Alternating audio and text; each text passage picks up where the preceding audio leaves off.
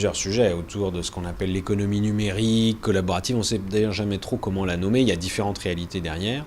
Il y a des sujets de concurrence qu'il faut quand même traiter parce qu'il y a parfois des phénomènes de concurrence déloyale entre des formes d'activités qui prennent une apparence nouvelle mais qui finalement sont anciennes. On pense bien sûr à l'hébergement, au transport. Et puis sur la protection de ceux qui travaillent dans ces entreprises ou qui en fait souvent travaillent comme indépendants pour le compte de plateformes qui sont en fait des entreprises souvent d'ailleurs totalement déterritorialisées.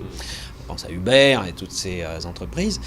Pour ces indépendants, moi je fais une proposition qui est de dire que, évidemment, on ne va pas aligner, on ne va pas transformer les indépendants en salariés. Sinon, c'est plus des indépendants. Les indépendants, ça a toujours existé, d'ailleurs.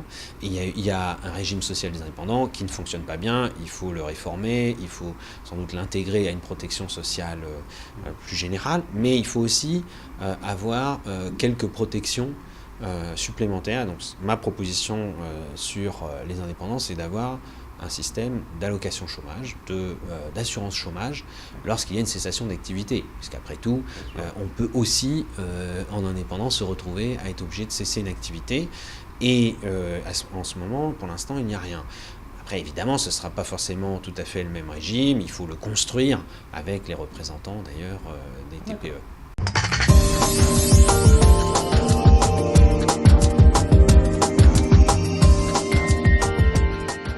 Alors, sur la protection sociale, moi je préfère parler de protection sociale d'ailleurs que de modèle social. Ça me paraît un peu prétentieux de parler de modèle social quand on voit quand même tous les trous qu'il y a dans ce prétendu modèle social. Et en même temps, il y a un système de protection sociale qu'il faut défendre. Et moi je défends la protection sociale actuelle, l'assurance maladie, assurance chômage, assurance vieillesse, allocation familiale, ce ne sont que quelques exemples.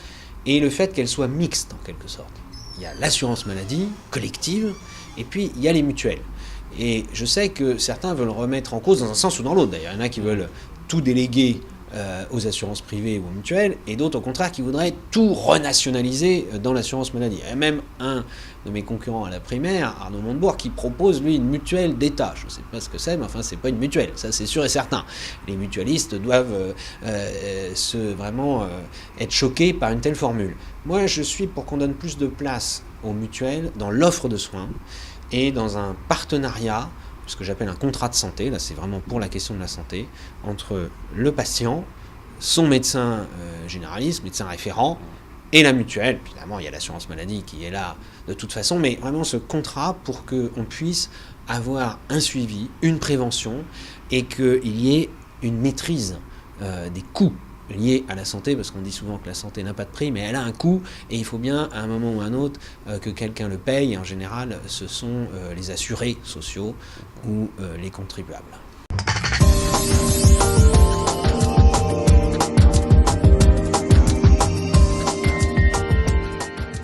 Le paradoxe sur les données personnelles, c'est qu'on s'est habitué, souvent à notre insu d'ailleurs, à ce que les sociétés commerciales exploitent à tout va ces données. Ça commence par Facebook, dont le business est d'exploiter les données personnelles collectées sur la toile. Et puis, en même temps, dès que c'est un organisme public, alors là, tout le monde fronce des sourcils et tout le monde dit stop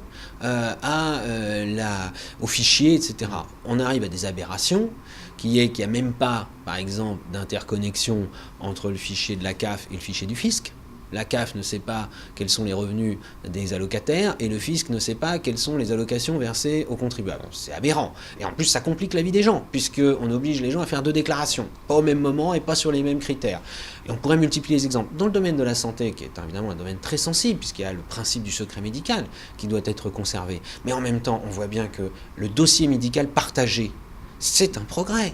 Il faut absolument aller dans ce sens, parce que si on ne le fait pas, ça veut dire que ce sera une moindre qualité dans l'approche globale de la santé d'un patient. On ne peut pas segmenter entre un spécialiste, un généraliste, etc. quand on va à l'hôpital, quand on a un accident. Et puis, en même temps, c'est aussi évidemment un souci de bonne gestion pour éviter les abus. Donc, le dossier médical partagé qui doit faciliter la vie des gens, des médecins comme des patients, améliorer les diagnostics et donc les traitements, il faut absolument aller dans ce sens-là, évidemment en protégeant le secret médical. C'est pas question que des assurances privées, des banques aient accès à ce dossier médical partagé.